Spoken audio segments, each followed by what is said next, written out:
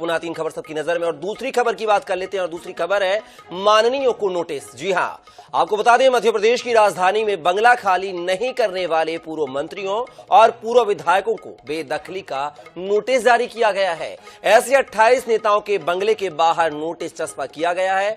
इनमें से 24 पूर्व मंत्री और 4 पूर्व विधायक शामिल हैं।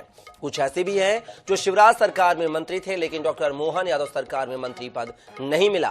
संबंधित अफसरों का कहना है कि बंगला खाली नहीं किया तो 10 दिन का एक और नोटिस दिया जाएगा। इसके बाद ताला तोड़कर जबरन बंगला खाली कराया जाएगा।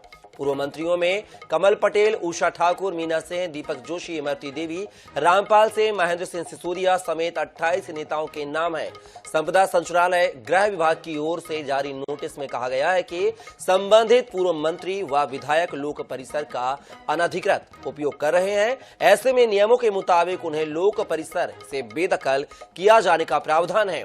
इन सभी को पहले चरण में दिए गए नोटिस में 29 फरवरी तक बंगला खाली करने के लिए कहा गया, जिसकी अवधि अब खत्म हो गई है। ये नोटिस अब बंगलों पर चस्पा किए गए हैं। इसके बाद भी यदि बंगला खाली नहीं किया गया तो दूसरा बेदखली का नोटिस भी जारी किया जाएगा। इसके बाद ताला तोड़कर सामान बाहर कर दिया जाएगा। इस दौरान पुलिस और प्रशासन के अफसर भी मौजूद रहेंगे।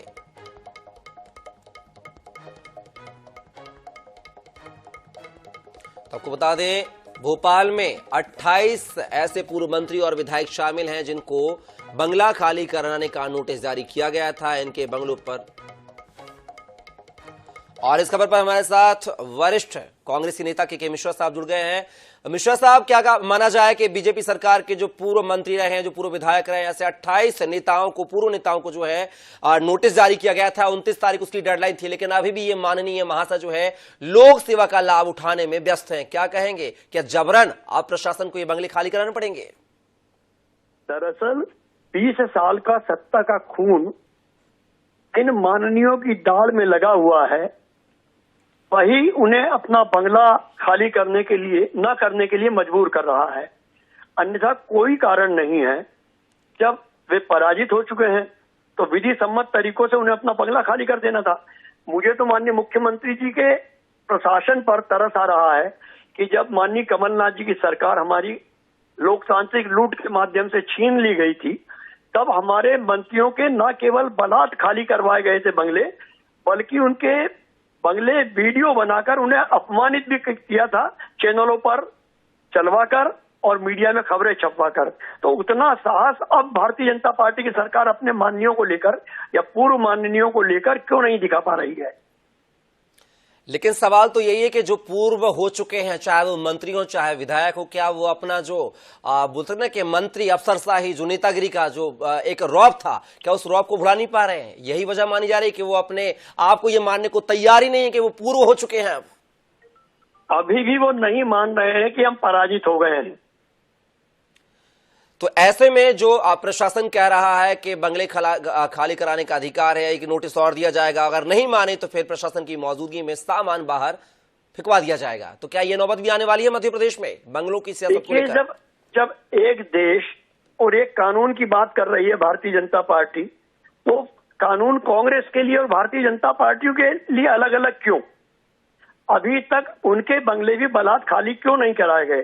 क्या माननीय मुख्यमंत्री जी को इन पूर्व माननीयों से खौफ है या सरकार को कोई उनकी वजह से खतरा है? नियम तो एक ही होता है और अभी तक यदि खाली नहीं हुए हैं तो प्रशासन को खाली करवा लिया जाना चाहिए था।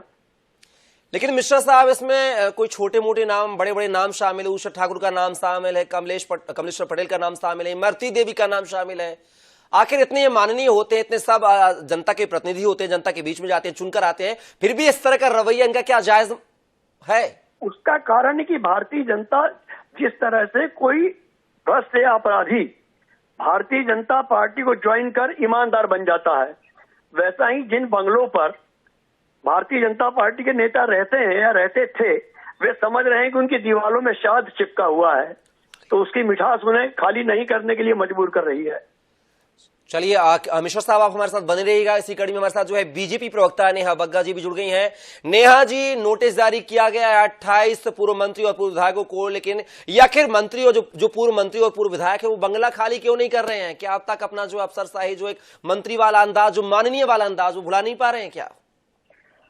नहीं, मुझे लगता है कि इसमें अतिशयोक्ति होगी जिस प्रकार से विश्लेषण हो रहा है, क्योंकि जब 15 महीने की कमलनाथ जी की सरकार गई थी, उसके बावजूद कई ऐसे पूर्व मंत्री थे जिनको लगातार रहने का अवसर मिला। जीतू पटवारी जी बताइए ना, एक सामान्य विधायक ही तो थे, पर क्या बंगला खाली किया था उन्होंने 74 बंगलों से।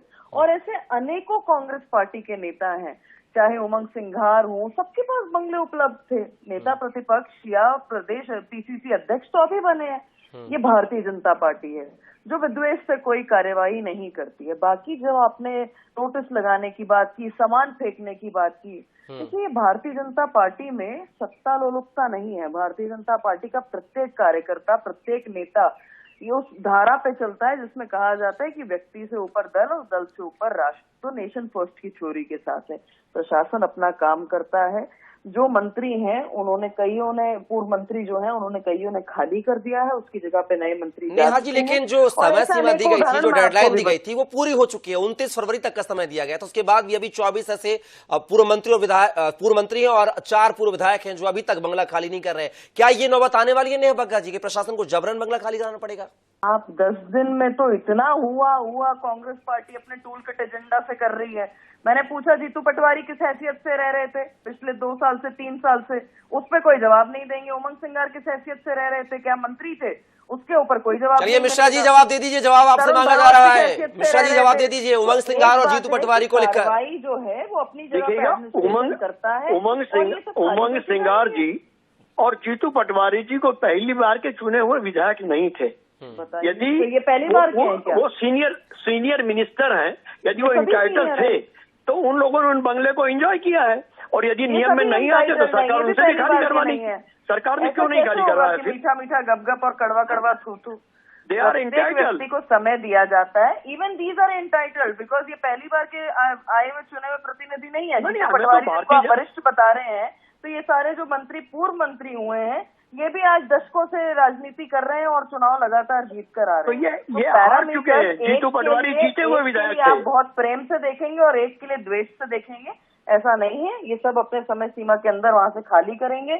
नए लोग ऑलरेडी उनके काम चल रहे हैं। नोटिस अगर चस्पा हुआ है तो वो अपनी प्रक्रिया है। यही भारतीय जनता पार्टी है। चलिए के मिश्रा साहब और नेहा बग्गा जी, आप दोनों जुड़े इसके लिए बहुत शुक्रिया। देखना होगा कि आप जो है बंगला पॉलिटिक्स जो है आप क्या दूसरे नोटिस के बाद तय समय सीमा में माननीय अपना बंगला खाली करेंगे या फिर जबरन प्रशासन को यह बंगला खाली कराना पड़ेगा।